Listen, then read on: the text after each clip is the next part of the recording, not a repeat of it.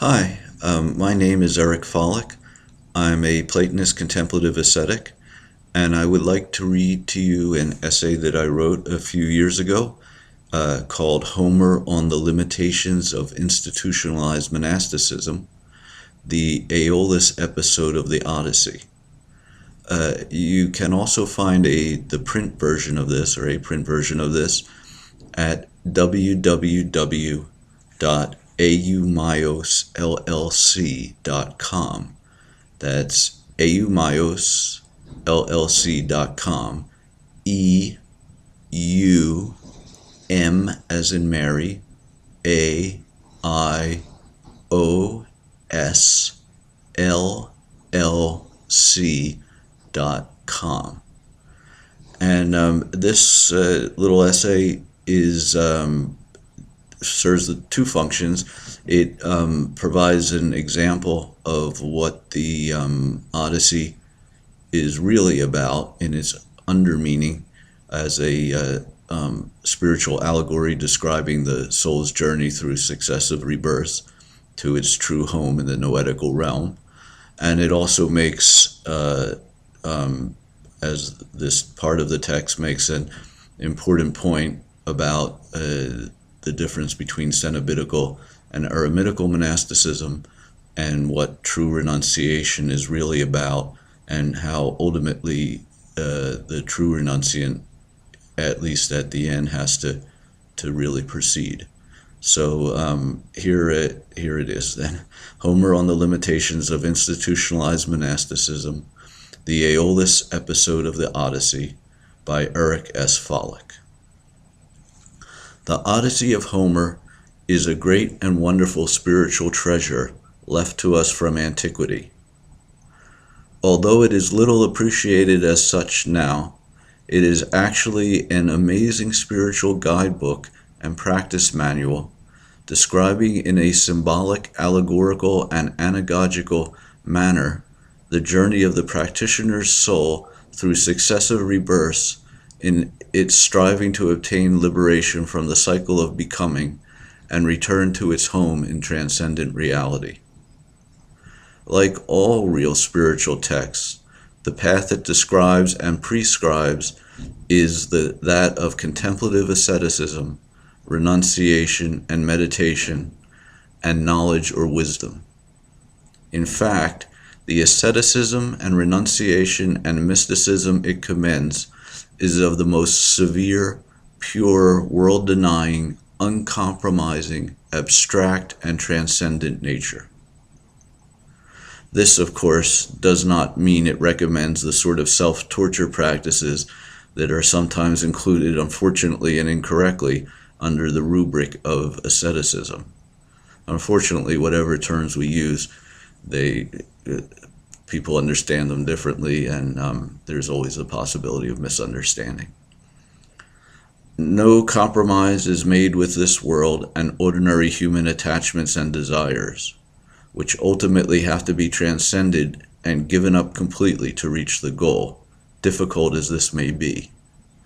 So pure and austere and transcendent is this renunciation and contemplation that it recognizes that institutionalized, ritualized, organized corporate renunciation is not really full or true renunciation, since while incorporating some of the absolutely essential renunciant practices such as celibacy, vegetarianism, teetotaling, lack of personal possessions, devotion to practice, etc., it otherwise merely reproduces different forms of the same social structures of this world and caters to and provides for the same human emotional needs, desires, and attachments, all of which need to be transcended within institutional monastic structures. Actual liberation, according to Homer, requires a long and painful process of totally stripping away the burden of the lower self and its needs and desires, and totally reorienting the soul towards the absolute. Institutionalized monasticism and renunciation does not, according to Homer, accomplish this, but ineffectually attempts to achieve transcendent contemplation while leaving the burden of the lower self and passions intact. Thus, it doesn't really work and must be considered as at best a way station towards more complete, full, independent, unsupported, and untethered renunciation and contemplative asceticism and complete otherworldliness. The Aeolus episode at Book 10, lines 1 to 76 of the Odyssey relates Homer's view of the inadequacy of institutionalized monasticism and may serve as an example of relatively manageable size for an attempt at illustrating the symbolic anagogical meaning of the text. I would therefore like to try here to give a literal prose translation of the text, followed by an exposition of its undermeaning. Incidentally, the word undermeaning I'm using here is the Greek huponoia, and that term is actually applied to Homer in Plato's Republic. And so here's the translation. And we came to the Aeolian island, and there dwelt Aeolus, son of Hippotas, dear to the deathless gods, on a floating island, and indeed around it all was an unbreakable bronze wall, and smooth stone runs up. And of him 12 children have been in the halls, on the one hand 6 daughters, and on the other hand 6 sons, being in the prime of youth. There he indeed gave the daughters to the sons to be wives, and they always dine beside their dear father and devoted mother, and a myriad good things lie beside them, and indeed the house full of savor the house full of the savor of roasting fat resounds around the courtyard during the days, and during the nights, on the other hand, they sleep beside their revered wives in both blankets and perforated beds. And we came to their city and fine house, and for a whole month he held me dear and inquired about each thing, about Ilium and the ships of the Argives and the return of the Achaeans. And I, for my part, related everything to him in due fashion. But when then I also asked for the way and bid him to send me, he did not at all refuse, but fashioned a conveyance. But he gave me a leather bag, having stripped it off of a 9-year-old bull, and there he tied up the ways of the roaring winds. For the son of Kronos, that's Zeus, made him manager of winds, both to make to cease and to set in motion which wind he would want.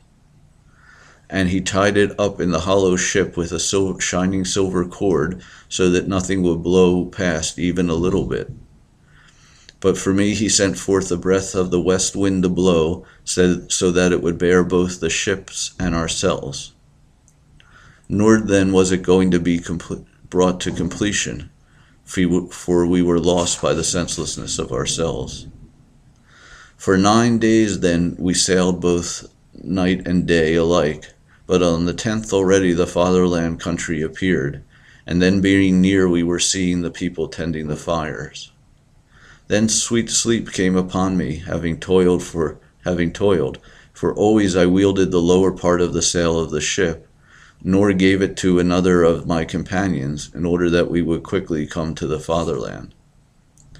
But my companions began addressing each other with words, and they said that I was bringing home for myself both gold and silver as gifts from great-hearted Aeolus, son of Hippotas.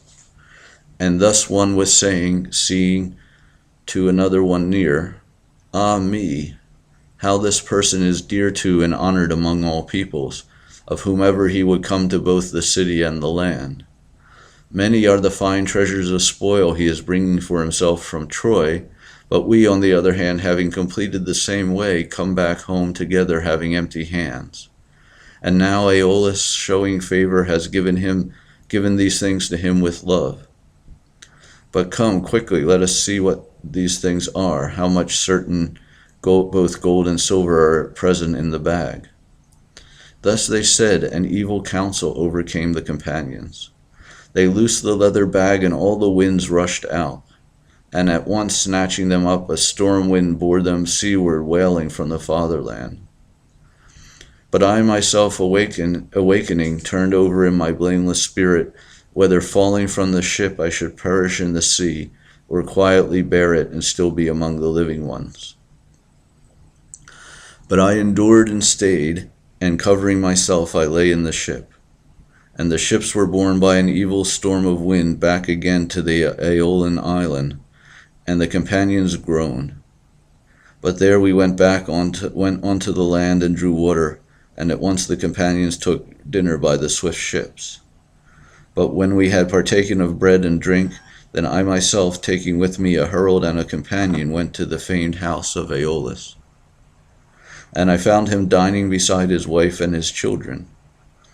But coming into the house, we sat down on the threshold by the doorposts. But they were astonished in spirit, and asked right out, "How have you come, Odysseus? What evil spirit assailed you? Surely indeed we cordially sent you off, so that you would come to your fatherland and house, and if anywhere is dear to you."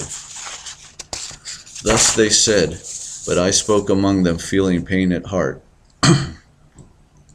Both my evil companions injured me, and besides them stubborn sleep. But cure it, friends, for the power is in you. Thus I said, addressing them with soft words, but they became silent. But the father replied with the word, "Go quickly from the island, most reproachable of the living, for it is not lawful for me to provide for or send forth that man who would become hateful to the blessed gods. Go, since then you have come to this place, becoming hateful to the gods." Thus saying, he sent me away from the house, moaning heavily. Odysseus, the true divine soul or self, and the contemplative ascetic and renunciant practitioner, is struggling to return to Ithaca, his true home, the higher transcendent realm of the divine mind thought, and ultimately the One itself, from which he has fallen into the ocean of Genesis, of becoming, of birth and death, of individuated subjective experience in space-time. That would be the Sanskrit word samsara. He is aware of being lost, but at this point doesn't know exactly how to get back, although he does know where it is he wants and needs to return to. He also at this point still has his ships and most of his crew, which represent the lower self or soul involved in the psychophysical complex and the accompanying passions, emotions, defilements, etc. He still is attached to this lower self and its faculties, and still identifies with them and wants to bring them back with him. He doesn't yet understand that these are a great burden binding him to the prison of this world and preventing his return, and that he will have to get rid of or lose all of them and everything, however painful he may experience the process of doing so to be, before he can go back to Ithaca, that is, awake to true reality. To return to the One, the simple, the pure, the good, the beautiful, one must oneself become unitary, simple, pure, good, and beautiful, stripping away everything that is accumulated around the true divine soul, so that it can become like the One it is returning to, and realize that it is in fact the emanation of that One.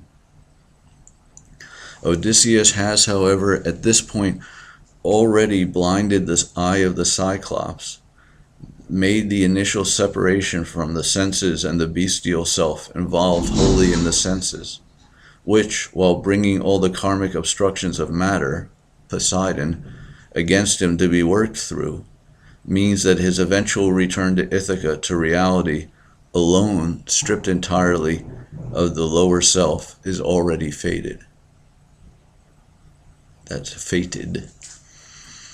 Now he comes to the island of Aeolus, son of Hippotas, which represents organized, institutionalized, ritualized monasticism.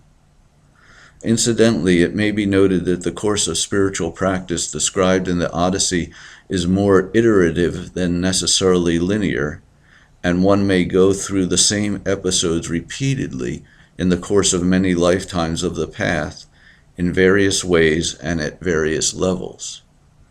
Aeolus and Aeola imply in the Greek quick-moving, swift, wriggling, nimble, shifty, slippery, glittering, changeful of hue, and the like. This indicates both the cleverness of legalistic maneuvering and manipulation of ritual, along with politics that tends to characterize institutionalized renunciation, and also the colorful and impressive appearance created by uniforms, corporate ritual, art and architecture, etc. He is the son of Hippotas, son of a horseman, that is in Greek, because he descends, in quotes, from a religious founder who instituted means and or structures to try to tame the lower bestial self and the beast of the body, the horse. He is dear to the gods because such are all sincere spiritual strivers. He lives on a floating island, representing the fact that the institution is somewhat separated from the rest of the world, but is still subject to various historical, temporal, and cultural vicissitudes like any institution in this world. It is surrounded by an unbreakable bronze wall and sheer stone cliff because it is cloistered and self-contained within its own corporate and administrative existence. His symmetrical even dozen 6 sons and 6 daughters married to each other show the uniform and uniformly ritually reproduced disciples constituting the monastic order, and indicate, along with Aeolus and his wife, the sort of non-biological procreation that maintains monastic orders and actually and unfortunately replicates worldly family structures within them. There is, of course, no actual sexual implication in the symbolic description here, using the language of ordinary conjugal arrangements.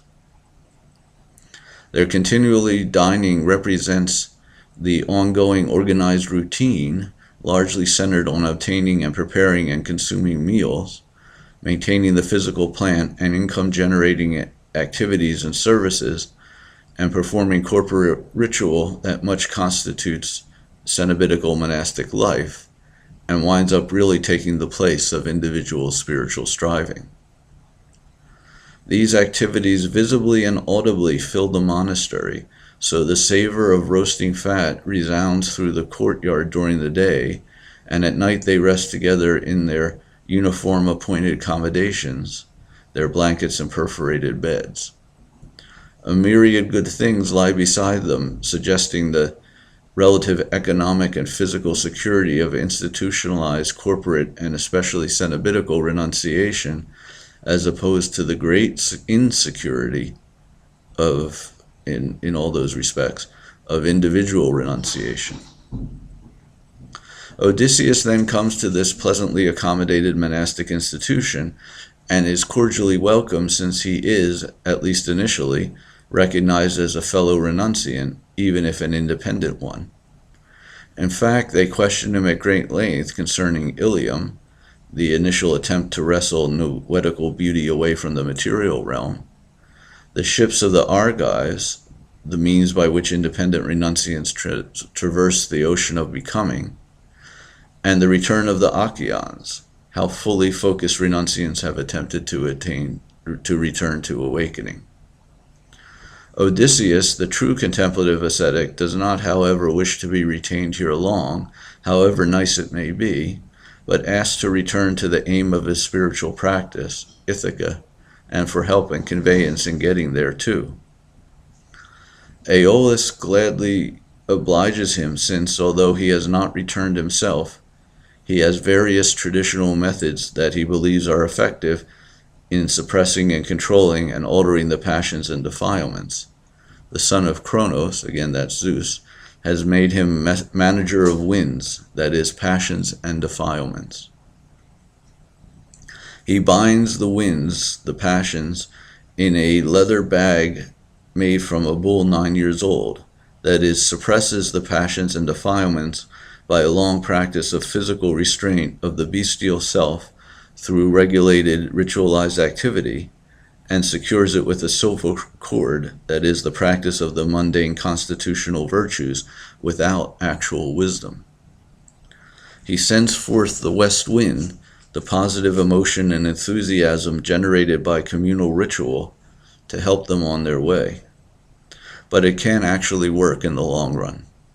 The passions and defilements have only been suppressed and mitigated, not destroyed, and the lower self has not been gotten rid of, and the process of doing so has not been gone through. They set sail for Ithaca, that is, Odysseus, with the passions temporarily bound and with his lower self mostly intact, diligently practices contemplation or meditation, and comes within sight of the higher realm, Ithaca. Then he suddenly falls asleep, that is, he enters a state of deep concentration or samadhi, as would be necessary for contacting that higher reality. But alas, in this case it is only a temporary glimpse in meditative state. The elements and faculties of the lower self still being there unchanged, and now being released from the control of the higher divine self, which is occupied in its meditative state, erupt into their characteristic greed, envy, egotism, etc. They think Odysseus has gold, silver, and gifts in the bag, that they are being deprived of the pleasures and gratifications of the ordinary emotions by the ritualized ascetic practices Odysseus has been following under Aeolus's guidance. So they open the bag while Odysseus is in samadhi. He can't attend to the ritualized mundane practice of keeping the defilements and karmic habit patterns in check, sitting on them, so to speak, without having actually destroyed them with real wisdom and true practice and knowledge, and release all the suppressed passions, the blustering storm winds that blow them back out into the sea of material existence and back to the ultimately mundane temporo-spatial realm of the monastery. Even the faculties of the lower self now realize their mistake and are upset, and Odysseus, the higher soul, having now emerged from the meditative state and rejoined with the lower self and still identifying with it, is so distraught that he briefly considers giving up the path altogether, perishing by falling entirely into the sea of material existence. But of course he endures, and they come back to the island of Aeolus. At first, upon arrival, they pause to draw water and take dinner.